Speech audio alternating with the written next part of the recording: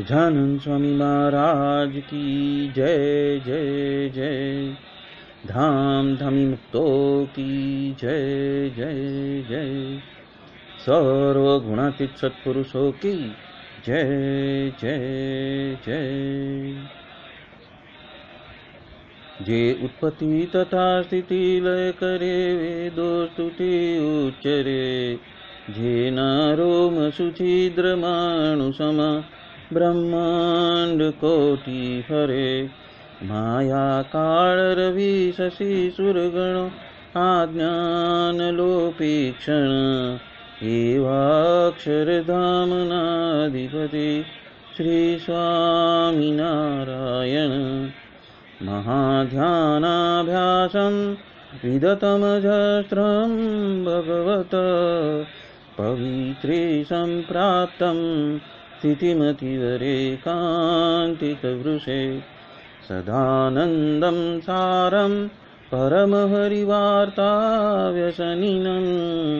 गुणातीतानन्दं मुनिवरमहं नौमि सततम्।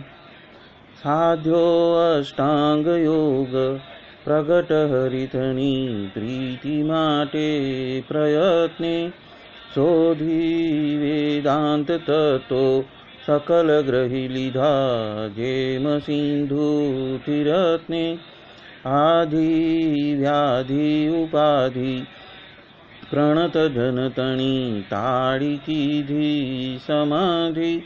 गोपालानंद स्वामी सकल गुण निधि वंदु माया बाधी। वाणी अमृत थी भरी मधुसमी संजीवनी लोकमा।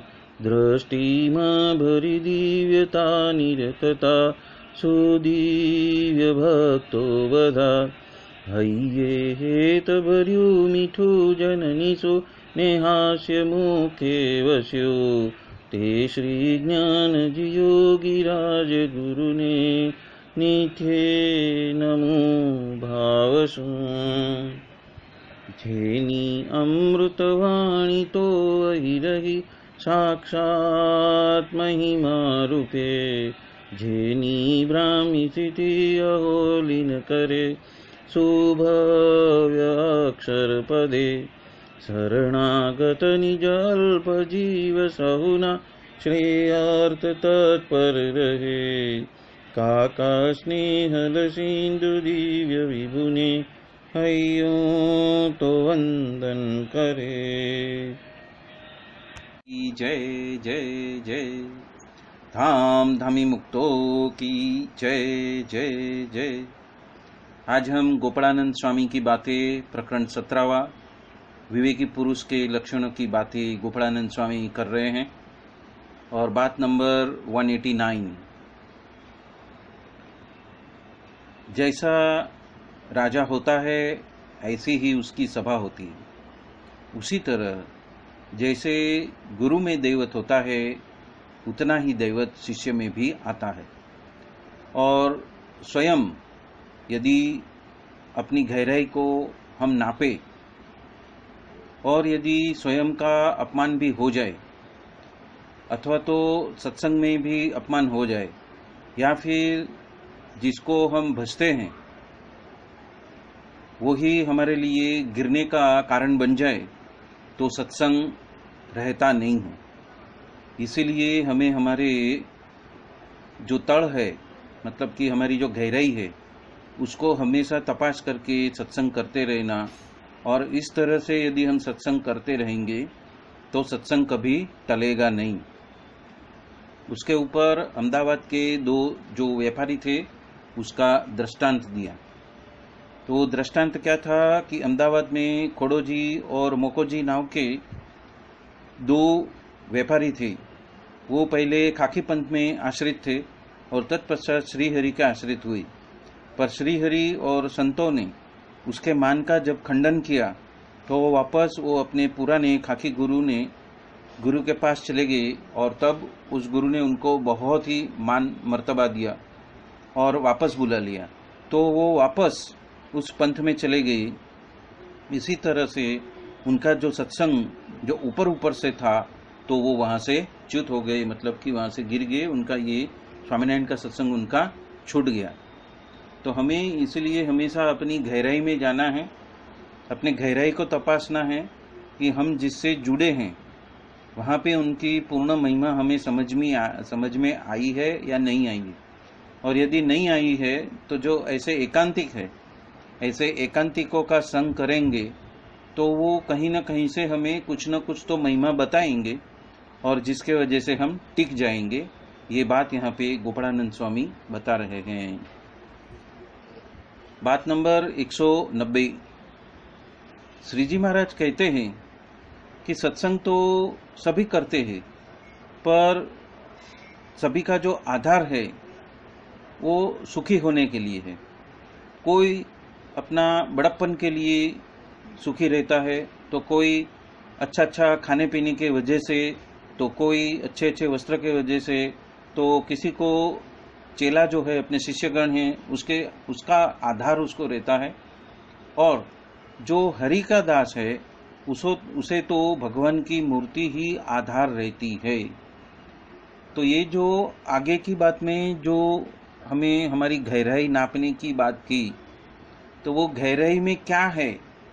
क्या हम ऊपर से जुड़े हुए हैं कि कोई हमें बड़प्पन दे रहा है उसके वजह से जुड़े हैं, या तो अच्छा प्रसाद मिल रहा है उसके वजह से जुड़े हैं, या तो अच्छे वस्त्र पहने हुए व्यक्ति जो अच्छा समाज आया है उसके वजह से जुड़े हैं।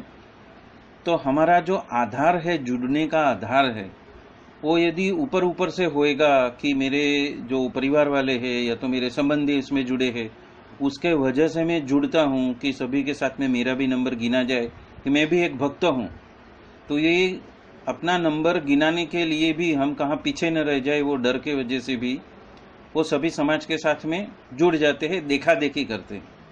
तब यहाँ पे गोपालानंद स्वामी कहते हैं कि जो हरि का दास है उसका आधार क्या है? उसका आधार तो सिर्फ भगवान की मूर्ति ही है। क्या उसको भगवान की मूर्ति के साथ में हेतप्रीत हुआ है? क्या उनको भगवान की मूर्ति आनंददायक महसूस होती है? क्या उसे भगवान की इस मूर्ति का दर्शन करने के लिए उसका मन लालायित रहता है? यदि हम गहराई से उसकी सोच विचार करेंगे तो पता चलेगा हमें कि हम किस वजह से सत्संग में टिके हुए हैं। यदि हमारा आधार भगवान की मूर्ति या भगवान से हेतप्रीत नहीं होएगी तो बहुत सारा ऐसा वजह संसार में या तो परिस्थितियों के वजह से बनता है कि जहाँ पे हम इस सत्संग से दूर हो जाते हैं, ऐसी परिस्थितियों का निर्माण होता है। इसलिए गोपालानंद स्वामी कहते हैं कि जिस तरह से जो दुर्बल बनिया होता है और उसका जो हाथ जो हमेशा कैसा रहता है कि जो गरीब होता है वो सस्ती औषधि को ही अजमा के आधार रूप वो उसका इस्तेमाल करता है, और यदि पेट में भी दुखता हो तब भी वो अजवाइन ही लेता है, यदि सर दर्द होता है तो भी अजवाइन ही लेता है, बुखार आया है तो भी वो अजवाइन की ही फाकी मारता है। इसी तरह कोई भी रोग में वो जो गरीब बनिया है वो अजवाइन का ही उसका आधार है। मतलब यहाँ पे हमारी लघुता की बात कर रहे हैं कि हमारी दृष्टि विशाल हुई है कि नहीं हुई है, हमारी दृष्टि गहराई में पहुंची है कि नहीं पहुंची है। हम अपने परिस्थिति के हिसाब से हम नापतोल करते हैं कि हम सत्संग में हैं, पर गोपालानंद स्वामी कहते हैं कि आप यदि सत्संग में टिकने की यदि कोई मापदंड आपके पास में हो तो आप ये नक्की करो कि क्या आप भगवान की मूर्ति के साथ में जुड़े हो या नहीं जुड़े हो। यदि भगवान की मूर्ति आधार होएगा तो आपका जो हश्र है वो ऐसी जो दुखी बनिया है उसके जैसी नहीं होएगी, और आप तो सब भगवान के वजह से ही आप सुखी रहते हो। तो जो भगवान के वजह से या तो भगवान की मूर्ति के वजह से ही जिसको सुख प्राप्त हो रहा है वो कभी भी ये सत्संग से गिरने वाला नहीं है। वो बात यहाँ पे गोपालानंद स्वामी बता रहे हैं। तो यहाँ पे जो विवेकी पुरुष की बात कही है तो ये विवेक की सब बात आ रही है कि कैसे हम टिक पाए, तो उसमें हमारे पास में कैसा विवेक होना चाहिए जिसके वजह से हम टिक सकते हैं। तो बात नंबर 191 में गोपालानंद स्वामी कहते हैं, जिस पुरुष के संबंध से हम अपना संपूर्ण स्वार्थ को मनाते हैं और उसमें यदि लाख दोष हो फिर भी उसको एक भी उसके अंदर दोष दिखाई नहीं देते, और जो स्वयं का भी उसको दोष समझ में आता नहीं है। देखो उपरीचर वसु को वो बात समझ में नहीं आई और उसके वजह से वो सत्संग से गिर गया। तो यहाँ पे जो गोपालानंद स्वामी बात कर रहे हैं वो हमारी भावना जगत की बातें कर रहे हैं। भावना जगत में हम उस मूर्ति के साथ में या तो उस संत के साथ में किस तरह से हम जुड़े हुए हैं। यदि हमारा जो जुड़ान है या तो जो हमने संबंध स्थापित किया है या तो हमें उस संत के पास से या तो उस संस्कृति के पास से या तो उस पंथ के पास से हमें क्या चाहिए उसका स्पष्ट लक्षण हमारे पास में नहीं है, तो हम ऐसे ऊपर ऊपर के ही स्वार्थ के लिए हम जुड़ेंगे, और जब वो स्वार्थ की परिपूर्ति नहीं होगी तो हम वहां से छूट जाएंगे। तो ये बात यहाँ पे गोपालानंद स्वामी 191वीं बात में बता रहे हैं। बात नंबर 192, मुमुक्षु हो वो तो ऐसा ही जानता है कि हमें तो आज्ञा में यहाँ पे रहने के लिए आए हैं, पर हमें किसी को तो आज्ञा में रखना नहीं है। जो निर्लोभी है, जो निष्कामी है, जो निस्वादी है, जो निर्मानी है और जो नीच नहीं होने के लिए आए हैं, फिर भी उनको हमें आगे बढ़ाना नहीं है। हम किसी को आगे बढ़ाने के लिए यहाँ पे नहीं आए हैं। तो यहाँ पे एक रहस्य की बात की है कि जो मुमुक्षु होता है वो ये नहीं देखता है कि मेरे अंदर कितने गुण हैं और उस गुण के वजह से मैं यहाँ पे टिक जाऊंगा। पर गोपालानंद स्वामी कहते हैं कि हम जो आए हैं वो आज्ञा में रहने के लिए आए हैं। हम यहाँ पे कोई हेड बनने के लिए नहीं आए हैं, हम हमारा वर्चस्व स्थापित करने के लिए नहीं आए हैं, किसी को हमारे अंडर में आज्ञा का पालन करवाने के लिए नहीं आए हैं। तो इसलिए कहते हैं कि आपका जो गुण है यदि आप निर्लोभी हो या निष्कामी हो या निस्वादी हो या निर्मानी हो या तो नीच नहीं होने के लिए आया है, उनको हम बढ़ावा नहीं देते हैं। पर किसको बढ़ावा देते हैं? जिसको ये पक्का है कि हम यहाँ पे आज्ञा में रहने के लिए आए हैं। या तो कभी क्या होता है कि कोई भक्त आता है और उसको बहुत सारा मान सम्मान वगैरह मिलने लगता है, तो वह क्या क्या क्या करता है, संत को ही आज्ञा देने का चालू करता है। आपको ये करना चाहिए, आपको वो करना चाहिए, आपको ये ऐसे करना चाहिए, आपको तो व्यवहार की पता नहीं है। तो वो क्या सब आज्ञा देने के लिए आते हैं, वो अपना वर्चस्व स्थापित करने के लिए आते हैं। ये मेरा सत्संग है, यहाँ पे मेरे समाज वाले हैं, यहाँ पे मेरे सब परिवार वाले हैं, यहाँ पे मेरी ही चलेगी और मैं कहूँगा वैसे ही सब कुछ होना चाहिए। तो यहाँ पे गोपालानंद स्वामी कहते हैं कि आपके पास में कितने भी गुण हो, पर ये एक गुण नहीं होगा कि हम आज्ञा में रहने के लिए आए हैं। यदि वो मूल मुद्दा जो है हम वो खो देंगे तो भी हम इस सत्संग से गिर जाएंगे। तो आज इतनी ही बातें लेते हैं, 4 बातें ली है हमने, और इसी के साथ में मैं अपना वक्तव्य पूर्ण करता हूँ। बोलो सहजानंद स्वामी महाराज की जय जय जय। धाम धामी मुक्तो की जय जय जय। सर्वगुणातीत स्वरूपों की जय जय जय। मुक्ताक्षर पुरुषोत्तम की जय जय जय। आप सभी को जय स्वामीनारायण। जय स्वामीनारायण। जय स्वामीनारायण। सहजानंद स्वामी महाराज की जय जय जय।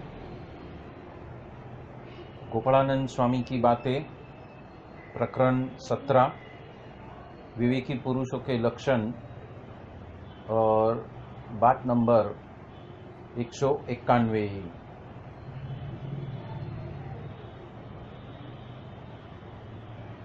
और जो भक्त जिसके बारे में स्वयं का स्वार्थ माना हो, उसमें तो लाख दोष हो, फिर भी स्वयं को तो कुछ भी सूझता नहीं है, और स्वयं भी वो दोष से अवगत नहीं होता। देखो, उपरिचर वसु को वो समझ में नहीं आया और उसके वजह से वो गिरा। यहाँ पे बात ऐसी थी कि उपरिचर वसु जो है वो एक ऐसा स्वयंभू के मनु के कुल में, उत्तानपाद के कुल में जन्म लिया हुआ एक राजर्षि था, और उसका नाम उपरिचर वसु था। उसने बहुत सारे यज्ञ किए हुए थे, और वो सदैव स्वर्ग में जाके इंद्र के बाजू में मान सम्मान से बैठ सकता था। वो बहुत ही धर्मिष्ठ था। पर एक वक्त ऋषियों ने और देवों को एक दूसरे के साथ में विवाद हुआ कि यज्ञ में हिंसा शास्त्र मान्य है या अमान्य है। तो उपरिचर वसु ने देवों के पास से मान सम्मान बरकरार रहे, उसके वजह से उन्होंने देवों का पक्ष रखा और हिंसा शास्त्र मान्य है ऐसा झूठ बोला, और ऐसा कहने के तुरंत मात्र ही वो स्वर्ग में से उसका पतन हो गया। तो जहाँ पे स्वार्थ आता है तो स्वयं का दोष का दर्शन होता नहीं है। और इसलिए नित्य प्रार्थना में जब हम प्रार्थना करते हैं कि प्रभु मेरा दोष बताओ, तो अभी परम पूज्य श्री भरत भाई ने कहा कि प्रभु स्वयं दोष बताने के लिए आते हैं, उपस्थित होते हैं, पर क्या करते हैं, वो हमारे आसपास में जो व्यक्ति है, तो हमारे आसपास में जो सिस्टम है, उसके माध्यम से वो मैनिफेस्ट होते हैं और हमें याद दिलाते हैं कि हमारा दोष क्या है। तो वो जब हमारा दोष टालना होगा तो हमारे ज्ञान के ऊपर, हमारे बोध के ऊपर वो दोष आने लगेगा, और हमें उसके प्रति सजग होकर होश से उसको निरस्त करना है। तो ये बात यहाँ पे गोपालानंद स्वामी सबको बता रहे हैं कि जो दोष स्वयं को समझ में नहीं आता, उसके लिए हर एक को प्रार्थना करनी है। और जब हम प्रार्थना करते हैं तो प्रभु ऐसे प्रसंग खड़े करते हैं, और जब ऐसे प्रसंग खड़े करते हैं तो वो अन्यों के माध्यम से प्रकट हो जाते हैं, और वो दोष को ही स्पर्श हो जाए ऐसी घटनाएं बनने लगती है। तो वहाँ पे सजगता ही काम आएगी, और उस वक्त ही हमें हमारे दोषों से परे उठना है। तो ये बात यहाँ पे गोपालानंद स्वामी ने विशिष्ट पुरुषों के लक्षण में ये बात बताई हुई है। बात नंबर 192। मुमुक्षु जो होता है वो तो उसको ऐसे होश रहता है कि हम तो आज्ञा में रहने के लिए आए हैं, पर कभी भी किसी को अन्य को आज्ञा में रखने के लिए नहीं आए हैं। और उपरांत निर्लोभी, निष्कामी, निस्वादी, निर्मानी व निस्नेही होने के लिए आए हुए हैं, पर हम तो उसको बढ़ाने के लिए नहीं आए हैं। मतलब कि जो लोभ है, कामनाएं हैं, स्वाद है, मान है, हठ है, मान है, ईर्ष्या है, स्नेह है वगैरह को बढ़ाने के लिए हम नहीं आए हैं। हम किस स्थिति को प्राप्त करने के लिए आए हैं कि जो पंच विषय है, और वो पंच विषयों का जो कारण जो पंच इंद्रिय है, और पंच इंद्रियों को चलित करने वाले ऐसे हमारे मन, बुद्धि, चित्त और अहंकार है, यदि उसका तालमेल को हमें नष्ट करना है तो हमें ऐसे जो पुरुष मिले हैं, जो सत्पुरुष मिले हैं, ऐसे गुण से युक्त ऐसे सत्पुरुष के साथ में हम संबंध रखेंगे, बनाए रखेंगे और उनकी आज्ञा में टुक टुक बरतेंगे, तो क्या होएगा कि उनके अंदर जो ये निर्लोभीपना, निष्कामीपना, निस्वादीपना, निर्मानीपना और निस्नेहीपना जो है, वो सारा का सारा गुण धीरे धीरे हमारे अंदर उतरने लगेगा। मतलब कि हमारा जो ध्यास, इंद्रियाध्यास है, या तो अंतःकरणाध्यास है, या तो प्राणाध्यास है, वो प्राणाध्यास से भी, स्वभाव से भी हम परे उठ सकते हैं यदि हम ये समझ जाए, एक छोटी सी बात समझ जाए कि हम तो आज्ञा में रहने के लिए आए हैं, पर किसी को रखने के लिए नहीं आए। जीव के दोष अनंत है, और वो इतना अनंत है कि लोकालक पर्वत को भी वो पार कर जाए, इतने दोष है।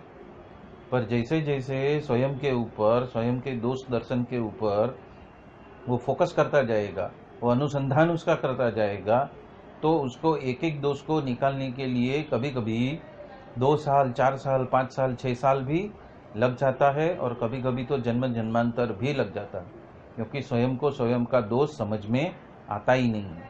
पर ऐसे जो हमें निर्मानी और निर्लोभी ऐसे जो सत्पुरुष मिले हैं, वो सत्पुरुष को यदि हम हमारे शुद्ध अंतकरण से द्रवित होकर यदि हम उनके चरणों में प्रार्थना करेंगे, तो वो हमें उसके लिए सजग करेंगे कि भाई हमारे दोष क्या क्या है। तो धीरे धीरे वो दोष हमें बताते भी जाएंगे, और वो दोष का निवारण कैसे करना, उसका बल भी हमें उनके पास से ही मांगना है। जीव स्वयं से उस दोष को पार करने के लिए उसके पास में इतना पर्याप्त शक्ति उसके पास में नहीं होती, और ज्ञान भी नहीं होता। तो कुछ दोष ऐसे होते हैं जो अलग अलग रीतियों से निकलते हैं, किसी को साम, किसी को दाम, किसी को भेद और किसी को दंड। तो ये साम, दाम, भेद और दंड के माध्यम से, या तो अपना संपूर्ण होश ज्ञान के ऊपर स्थित रखने से वो दोषों का हम निवारण कर सकते हैं, उससे परे जा सकते हैं। तो यहाँ पे तो गोपालानंद स्वामी ने एक केजी लेवल की बात की है। केजी लेवल मतलब उन्होंने मुमुक्षु बताया है। एक है उत्तम भक्त, एक है मध्यम भक्त, एक है कनिष्ठ भक्त। ये कनिष्ठ भक्त से भी नीचे की बात बताई है कि मुमुक्षु है, जो अभी अभी आया है, सत्संग में जुड़ा हुआ है। तो उसके लिए ये बात की है कि यदि आपको इस गुणातीत संतों का सर्वोच्च फायदा लेना है, सर्वोत्कृष्ट फायदा लेना है, तो ये जो मुद्दा है कि हमें जो मिले हैं ऐसे गुणातीत सत्पुरुष के गुण लेते जाएंगे और उनकी आज्ञा में टुक टुक बरतेंगे। इसलिए गोपालानंद स्वामी कहते हैं कि हम यदि मुमुक्षु है और एक सत्संग में आए हैं, तो हम आज्ञा में रहने के लिए आए हैं। यदि ये प्रथम सोपान यदि हमारा बरोबर परफेक्ट होएगा, तो हमारी आने वाली जो सिद्धियां हैं, या तो जो आने वाली जो हमारी सफलताएं हैं, उस सोपान में हम ऊपर ऊपर ऊपर ऊपर जब चढ़ते जाएंगे, तो एक के बाद एक के बाद एक के बाद एक ऐसे ये गुणातीत संत हमारे दोषों का दर्शन कराते जाएंगे, और उससे परे जाने के लिए हमें युक्ति प्रयुक्ति भी बताते जाएंगे। तो ये जो बात है बहुत गहरी बात है, ये केजी लेवल की बात है कि जो अभी अभी नया भक्त जुड़ा हुआ है, जिसको सिर्फ ये गुणातीत गुरु कैसा है सिर्फ उसकी पहचान हुई है और उसको ये पता चला है कि जो मुझे मिले है वो तो स्वयं निर्लोभी है, निष्कामी है, निस्वादी है, निर्माणी है और नीच नहीं है, ऐसे संत हमें मिले हैं, तो वो यदि इसके ऊपर कार्य करेगा तो हो सकता है उसका पूरा जीवन भी व्यतीत हो जाए। तो इसके लिए गोपालानंद स्वामी हमें ये फर्स्ट स्टेप लेने के लिए बता रहे हैं कि हमें किस तरह से हमें अपने गुणातीत संतों को भी देखना है और वो संतों के साथ में जो वर्षों से उनके साथ में एकांतिक भक्त बन चुके हैं उनकी भी आज्ञा में रहने के लिए हम आए हैं, नहीं कि हम किसी को आज्ञा में रखने के लिए आए हैं। हम कितने भी लीडर हो, हम कितने भी होशियार हो, हम कितने भी एक्सपर्ट हो, हम हमारे अंग में बहुत ही प्रवीण भी हो, फिर भी हमने पूर्ण ज्ञान प्राप्त नहीं किया है और हमने पूर्णता भी प्राप्त नहीं की है, हम एकांतिक भक्त नहीं हुए हैं, तो वो एकांतिक भक्त बनने की जो सीढ़ियां हैं, इसीलिए गोपालानंद स्वामी कहते हैं कि विवेकी पुरुष के अंदर ऐसे लक्षण होना बहुत जरूरी है, क्योंकि ये ज्ञान का जो भंडार है और दूसरी साइड में ये जो हमारे दोष का जो पहाड़ है वो इतना जबरदस्त है कि हम एक में से निकलते बाल बाल हम यदि बाहर निकल भी गए तो दूसरे ऐसे अनंत दोष है और वो दोष यदि इस जीवन में नहीं निकले, इस 100 साल के जीवन में नहीं निकले, तो हमें क्या बताया गया है कि वो दोषों को टालने के लिए हमें या तो सूर्यलोक में जाना पड़ेगा, या तो फिर हमें श्वेत द्वीप में जाना पड़ेगा, या तो हमें बद्रिकाश्रम में जाना पड़ेगा और वहां पे लाखों साल बिताने के बाद जब ये सारे दोष हमारे अंदर से निकल जाएंगे तभी ही हम अक्षरधाम के लिए प्रस्तुत हो सकेंगे, तभी ही हमारी गति अक्षरधाम के लिए उपलब्ध हो पाएगी। तो ये जो गहरी बात है वो बात नंबर 192 में गोपालानंद स्वामी हम सबको बता रहे हैं। बात नंबर 193वीं बात, और जो मुमुक्षु हो वो तो नित्य स्वयं के वर्तमान को हमेशा चेक करते रहता है। अभी यहाँ पे वर्तमान मतलब जो हमें गुरु मिले हैं, जो प्रत्यक्ष संत हमें मिले हैं, जो शास्त्रों ने गृहस्थी और त्यागी के जो नियम बताए हैं, वो नियम धर्म के प्रति हम सजग रहेंगे और हर टाइम उसको टटोलते रहेगा। टटोलते रहना मतलब क्या कि यदि उसने एक नियम धारण किया है, फॉर एग्जाम्पल चतुर्मास आया है, अभी चतुर्मास में हमारे गुरुजी ने सभी को एक एक नियम लेने के लिए बताया और उस नियम में हम कितने डिग जाते हैं, कितने अखंड बरतते हैं और कितने टुक बरतते हैं, वो तीनों का यदि हम ध्यान रखेंगे और रात को सोने से पहले उसका हम आकलन करेंगे तो हमें पता चलेगा एक नियम का पालन करने में भी हम ढचू-पचू हो जाते हैं, हम फिसल जाते हैं, हमारे मार्ग से हम कभी फिसल गए वो हमें पता ही नहीं चलता। इसलिए कहते हैं, मसीह भाई ने क्या बताया लास्ट टाइम के वचनामृत में, यदि आपके अंदर कुछ दोष है और आप उसके प्रति एकदम सजग हो तो क्या कहा है कि 1 मिनट के अंदर वापस आ जाओ। अपना होश इतने उच्च लेवल पे होना चाहिए कि 1 मिनट होने के पहले ही हमें पता चलना चाहिए कि हम ये दोष से ग्रसित हो चुके हैं और हमें ये करना नहीं है, ये हमारे हित में नहीं है, तो हमें वापस बैक टू गुणातीत भाव में आ जाना है, हमें अपने मुक्ताक्षर पुरुषोत्तम के गुणों में आ जाना है। हम मुक्ति पाने के लिए आए हैं, नहीं कि टाइम पास करने के लिए। तो इसीलिए यहाँ पे उन्होंने शब्द का इस्तेमाल किया है, मुमुक्षु हो तो। अभी तो कनिष्ठ मुक्त या तो मध्यम मुक्त या सर्वोत्कृष्ट मुक्त, मुक्त शब्द का इस्तेमाल नहीं किया, यहाँ पे तो मुमुक्षु शब्द का इस्तेमाल किया। और मुमुक्षु इसे कहा जाता है जो गरजू है, जिसे गर्ज है। मुमुक्षु इसे कहा जाता है जिसको पता है मेरे सामने कौन बैठा है, उसे पता है मुझे आज्ञा देने वाले कौन है, उसे पता है कि ये गुणातीत सत्पुरुष मेरा हमेशा हित ही करेंगे, चाहे कितना भी नुकसान हो जाए, चाहे मुझे कितनी भी तकलीफ आ जाए, चाहे मुझे कितनी भी विपरीत परिस्थितियों का सामना भी करना पड़े, पर उनकी आज्ञा का पालन करने में ही मेरा हित है, और उस आज्ञा पालन के लिए वो हमेशा तत्पर रहता है, सजग रहता है, और 1 मिनट के अंदर वापस लौट के आ जाता है, और ऐसे दोष को टालने के लिए हमेशा प्रस्तुत रहता है। तो ऐसे मुमुक्षु की यहाँ पे बात की है। तो वो स्वयं के दोष को हमेशा उसका आकलन करते रहता है, और स्वयं के शत्रुओं को देखते रहता है, और शत्रु के वश में वो कभी नहीं आता। तो यहाँ पे शत्रु किसे कहा है कि जो अंतःकरण के अंदर जो पड़े हुए ऐसे काम, क्रोध, लोभ, मोह, मत्सर, कपट, ईर्ष्या, हठ, मान, ईर्ष्या वगैरह जो है, उसमें से यदि उसने एक दोष भी लिया है और उस एक दोष को टालने के लिए उसने कृत निश्चय होकर उसमें आगे बढ़ने के लिए स्वयं को प्रस्तुत किया है गुणातीत सत्पुरुष के पास में, तो क्या होएगा? ये युद्ध चालू हो जाएगा। ये युद्ध कैसा है? आंतरिक युद्ध है, और ये आंतरिक युद्ध को जीतना है तो सजग रहना ही पड़ेगा। इसलिए भरत भाई जी ने अभी 2-3 दिन पहले ही बताया था, एक एग्जाम्पल दिया था कि एक शिष्य को अपने गुरु ने पहले बताया कि मैं एक पुठे की तलवार लेके आऊंगा, और तू जो भी अवस्था में होएगा तुझे अपने स्वयं का रक्षण करना है। तो तू कोई भी कार्य करता होएगा, कोई भी सेवा करता होएगा, और मैं तुझे इस पुठे की तलवार से मारने को आऊंगा, तो तुझे अपना बचाव करना है। इतना सजगता, मतलब गुरु किस दिशा से आने वाले हैं पुठे की तलवार लेके, उसके लिए सजगता। फिर बोलते हैं थोड़े समय के बाद में बोला मैं अपने लकड़े की तलवार लेके आऊंगा और मैं तुझे मारूंगा उससे, तो तुझे अपना रक्षण करना है। और फिर क्या बताया? थोड़े समय के बाद में मैं अभी सच्ची तलवार लेके आऊंगा, और जब सच्ची तलवार लेके आऊंगा तो मैं सच्ची ही तेरे शरीर के ऊपर वार करूंगा, तो तुझे उस वार से बचना है।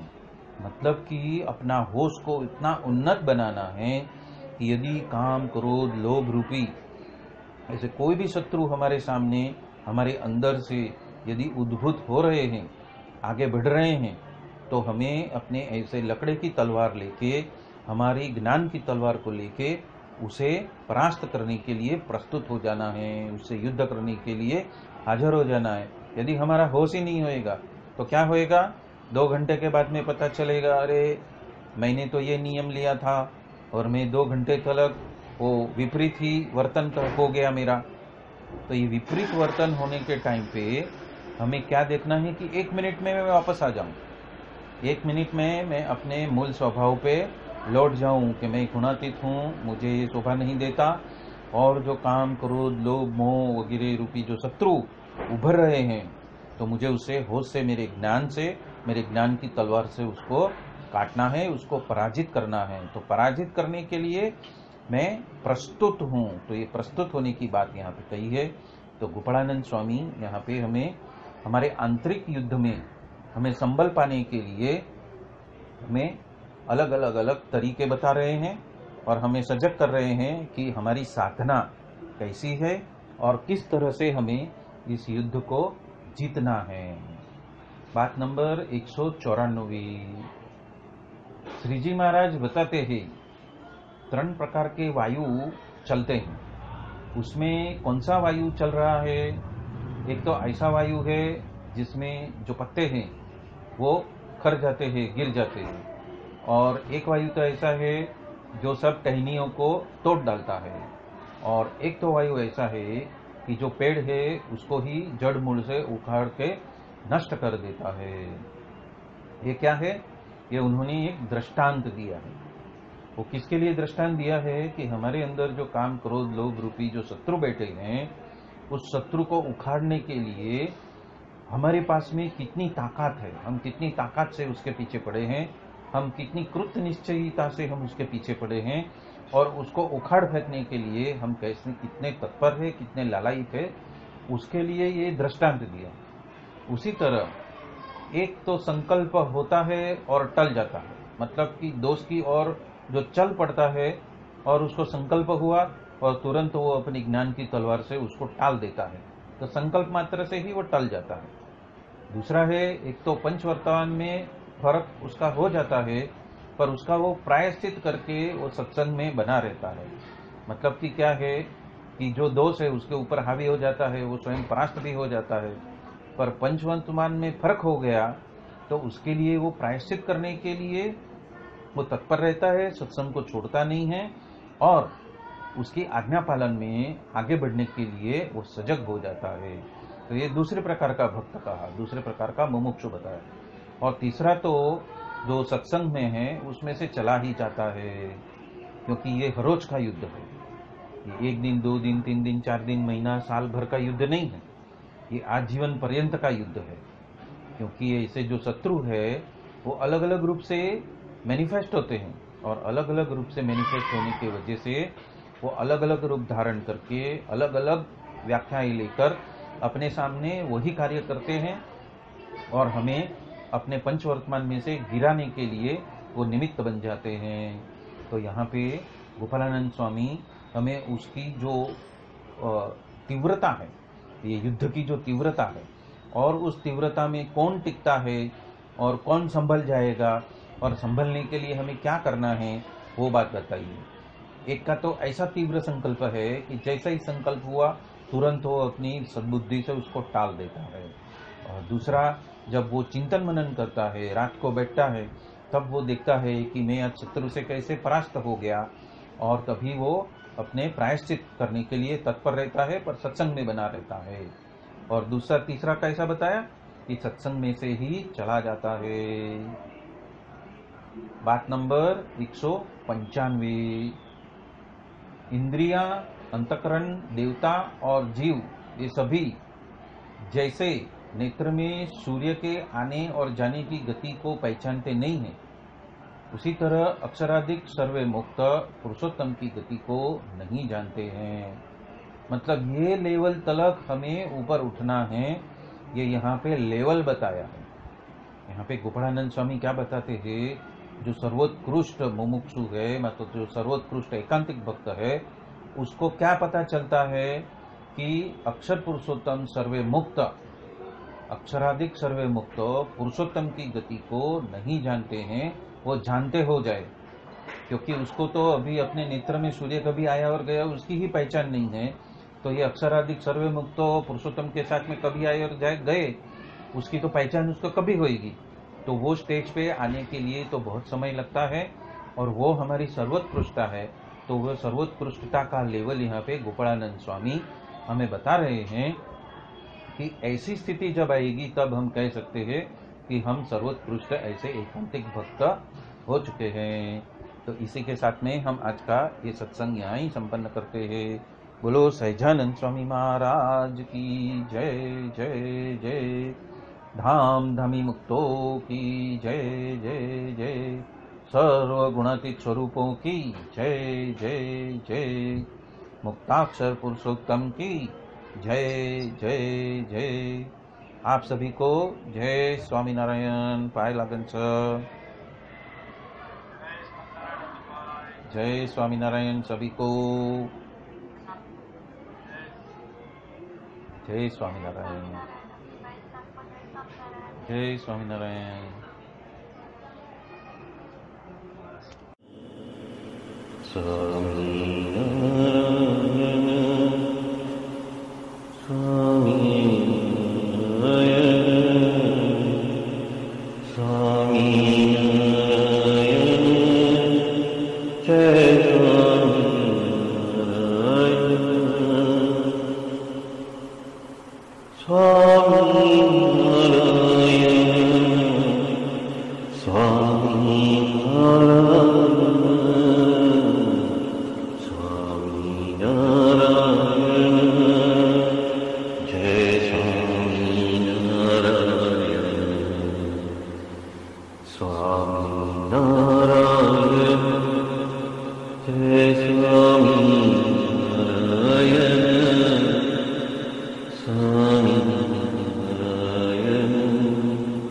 Jai Swami